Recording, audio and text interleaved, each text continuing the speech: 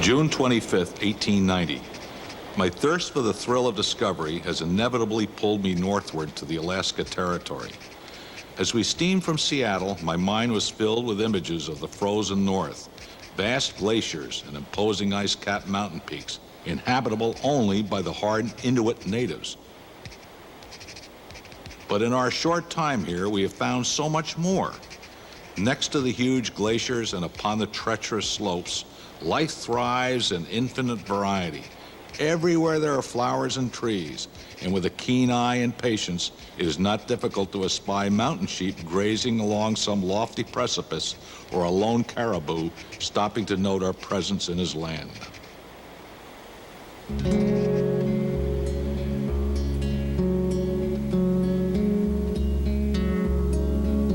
The purpose of our expedition is to erase from the map the hypothetical and imagined, and fill in the void with the mountains, lakes, and rivers that properly belong to it. Our expedition's course shall be a vast, swift river known to the natives as the Tatshenshini. It is my greatest hope and desire that as we commence our journey down this wild, lost river, that this journal can convey some of my sense of wonderment at this great new gift that is Alaska. In 1890, Mr. E.J. Glave and his companions were the first men to journey down the Tatshenshini River in southeast Alaska. Because the expedition was sponsored by an eastern newspaper, Mr. Glave kept a detailed journal of all his experiences and impressions on the new territory. 100 years later, Steve Bocagno was a member of a small party that journeyed down the same river. In the period between the two expeditions, the Tatshenshini has remained a pristine wilderness.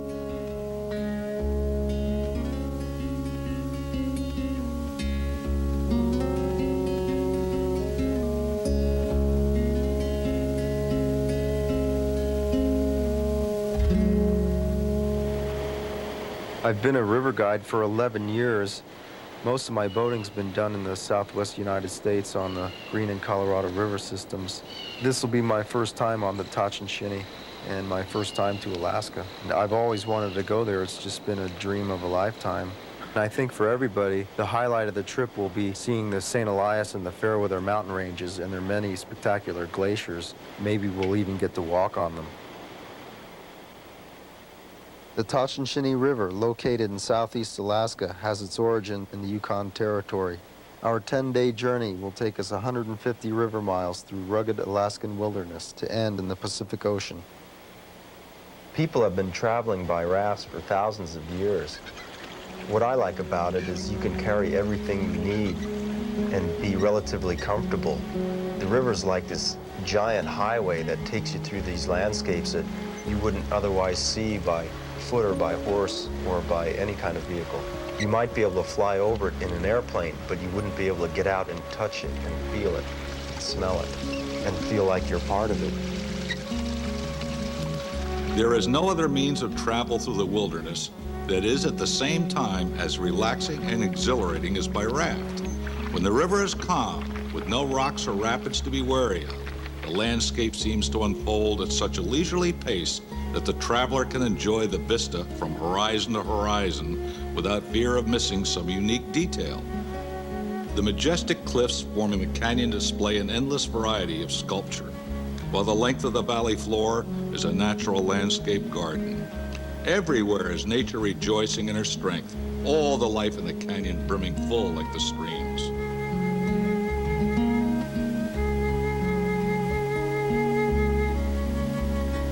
When we pulled into camp that night, I was really excited about climbing some of the peaks.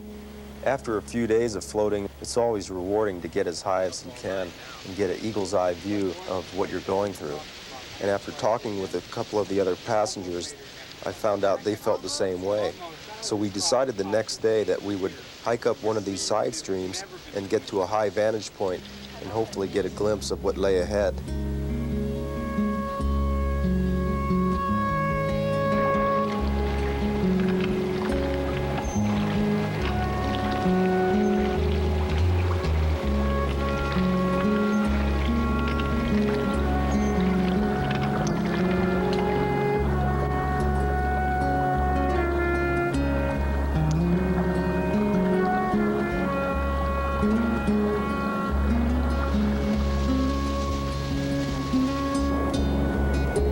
next day, we floated a few miles downstream and pulled into a place where there was a fast-running glacial stream entering the river.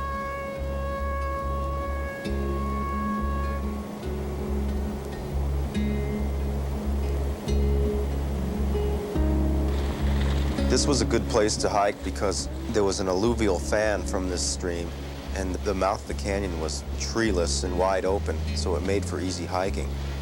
With the weather being sunny and warm, the glaciers were melting and the stream was running extremely fast and high. You could hear boulders tumbling along the bottom, being carried by the swift current. We reached a point where you had to climb up over this cliff. A slight misstep could have been fatal.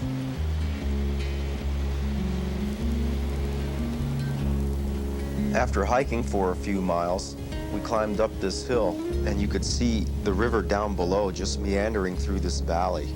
The weather was extremely clear, and you could see for miles. As I stood there overlooking the spectacular view, I couldn't help but feel this sense of order.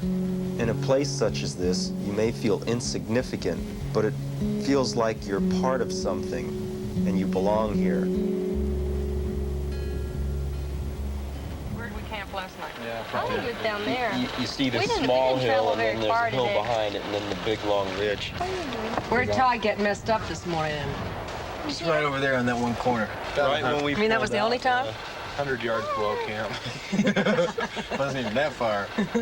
I almost parked it right behind him, and I thought, nah, going left there, man, ain't gonna work. So I pulled right. Well, how come the river up here is so narrow or meandering? You don't know that either?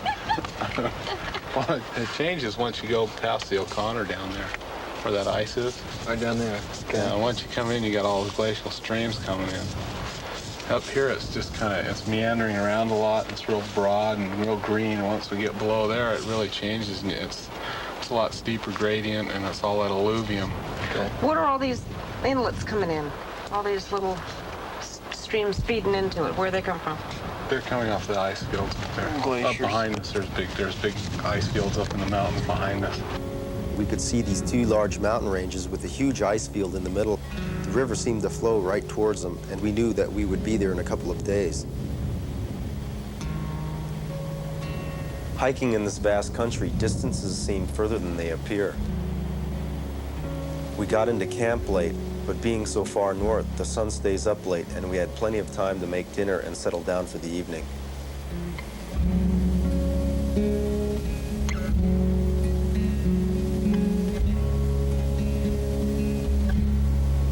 June 27th. Each day the sky is clearer and the air milder than before. As we row downriver, the waters reflect the panorama of mountains in a shimmering pale blue and pearly white. Never before this have I been and blossomed in scenery so hopelessly beyond description that all my penwork seems unavailing.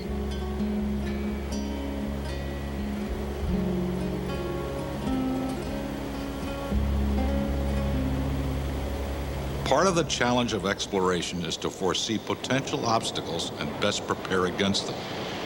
Unfortunately, Mother Nature occasionally feels obliged to remind us of her ultimate power. Indeed, this is precisely what occurred today. So Steve, what the hell happened? That one rapid, you know where you passed us, we eddied out?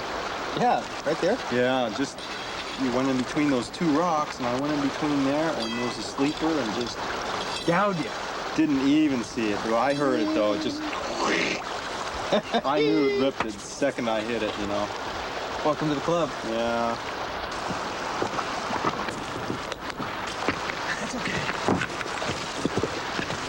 We do too. Believe me. What's that? We do too. Hang on. And these two, and the whole thing will come off. Keep strapped with the frame or strapped with the boat? Keep with a frame. Just swing the frame up and let it hold it. That's good. Too much. Okay. Bring it up, Jimmy. I can pop that off. I can take that off too, Bill. No, you can leave that part. If you want to tip it this way, just tip it. It's just those four straps and those two fourth straps. Yeah, they're a pain in the butt. You gotta scrape them and glue it and patch both sides, buff it out. Definitely a pain. These things happen, though. I've never ripped a boat before, but that's the life of a river runner, I guess. Is that floor material? Yeah. Feels amazing with rubber. That sounds great. No, he really is good at patching. I mean, he's, I guess he goes in and fixes diaphragms, you know, and cuts the seam open, you know, the diaphragms that separates the chambers. He patches those things, and you've done a few of them, haven't you? It's a 2-part glue. You just put it on and like a big inner tube. So you don't have to wait at all, huh? You think it's gonna hold? Yeah, that'd be fine. It won't leak. Should we put it in the water now, or let it sit out? What do you think? We can go ahead and do it. Just rig it out? Okay. Knowing that the best laid plans can sometimes go awry, I was concerned when coming around a large bend in the river, I observed a distinct increase in the volume of the waves. Glancing over at the boatman to see if his countenance showed outwardly the concern I felt within, I was surprised to find him smiling. As we plunged headlong into the waves, his smile only increased, for he knew what I did not, that we had arrived at the confluence of the Tatshenshini and Alsek rivers. The brief tempest was due to the apparent doubling of the river's volume. The ride through the waves was wet but exhilarating, despite the whiteness of my knuckles.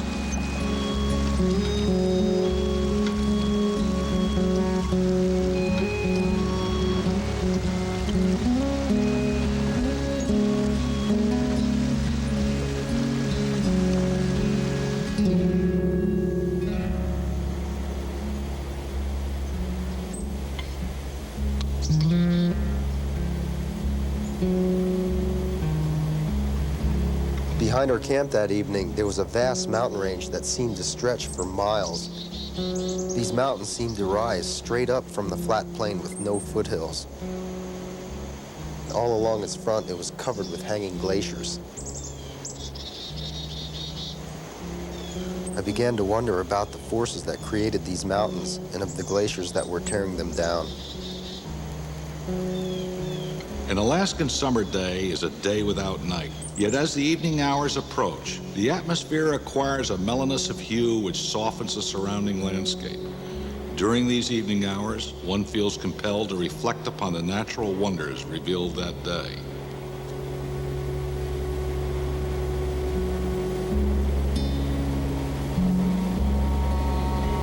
July 2nd. All this day a silent rain fell, yet no thunder was heard.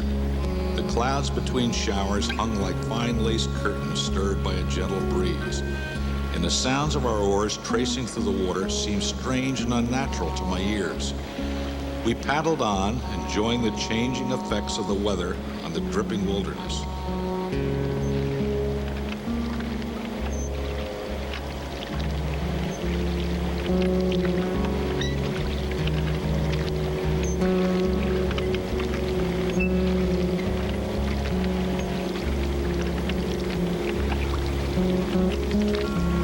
It was about noon when we discovered the first of the great glaciers. Its lofty blue cliffs looming through the bedraggled skirts of the clouds gave a tremendous impression of sublime power.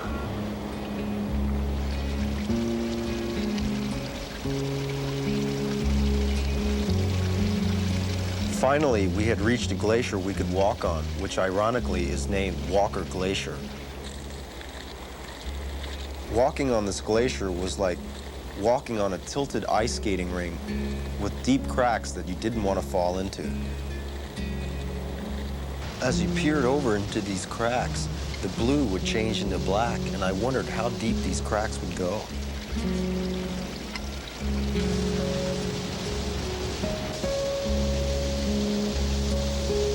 As we hiked up the glacier, we came up to the glacial wall. I wanted to go up higher, but it was so rugged, there was no way you could get up there. We just stood there and watched in awe and listened to the sounds. Here was this river of ice. It was going to be there for as long as God intended it to be.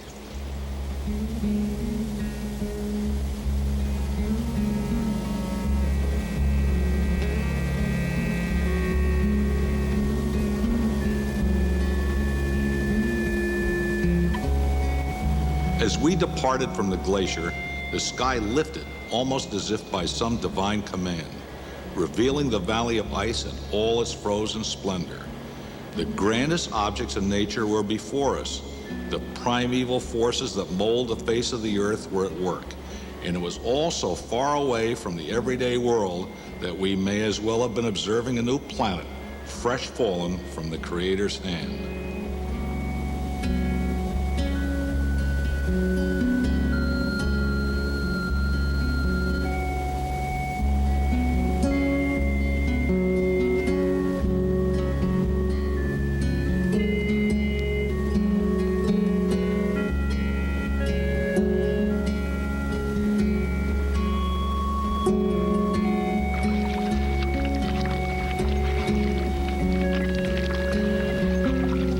In the distance, huge blocks of ice gave evidence of the great glacial lake that lay ahead. Our ultimate destination was at hand. When the lake came into full view, we decided to stop briefly and survey the scene. Before lunch, we hiked to a high vantage point and we could see Alsek Bay. It is formed by the receding of the glaciers which surround the bay. This ice is thousands of years old and the remnants of the last ice age. After lunch, we packed up and headed into the bay to take a look at the icebergs and the glaciers up close. Rowing across the bay, I realized how much work the river has done for us. There's no current here, and the boats feel very heavy and cumbersome.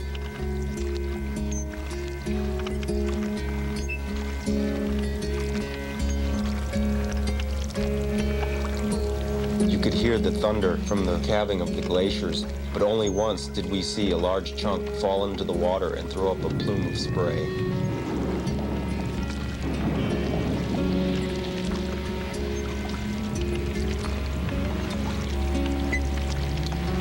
Eventually, we reached the far end of the bay, but not knowing where the next piece of ice might fall, we were careful not to get too close. But even from a distance, we could see huge ice caves and the glowing blue of the ice walls.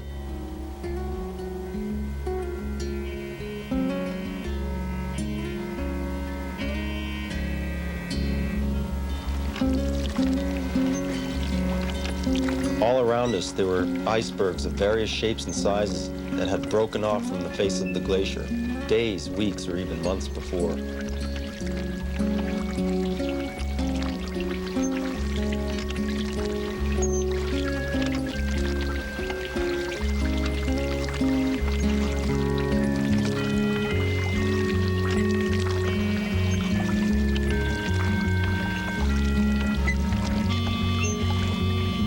You could tell the old icebergs from the new ones. The new icebergs were sharp and jagged, whereas the old icebergs were smooth and flowing from turning over and melting. Some of the shapes reminded me of ice cream cones and mushrooms, and even locomotives. But all of the icebergs glowed with a deep ice blue that seemed to intensify when a cloud passed in front of the sun. The blue color is from the incredible pressure within a glacier that forces the oxygen from the ice.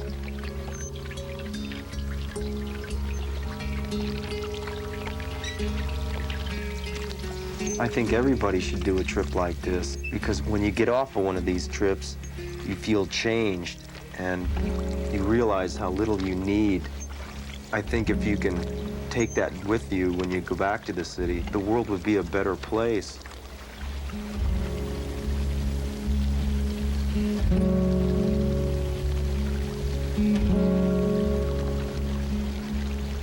How peacefully bright was the starless sky that final night of our journey. I was too excited to sleep, so I stood alone, gazing in awe at the glowing slopes of Mount Fairweather, far across the ice-strewn waters. Alaska is indeed a treasure trove, only waiting to be discovered, and our journey downriver has shown only a fraction of this land's riches. It is inevitable that over time, others will come to press even deeper into this virgin wilderness, but I am certain that though the land be explored and mapped, it shall never be truly conquered.